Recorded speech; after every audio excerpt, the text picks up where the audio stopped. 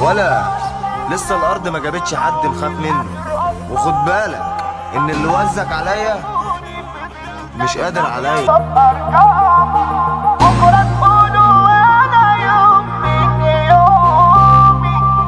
حريقة برودكشن. قاعد وبتفرج وراقب في اللي حواليا، صدمة ورا صدمة من أقرب حد كان ليا. أمي اللي أنا شفته بقيت ماشي مغمى عيني، أنا قلبي متكهرب وكل الناس عليا بتقسى. ما بقتش مستغرب مين اتغير ومين لسه، بقى كله بيبعني يا ناس لما اديله الفرصة.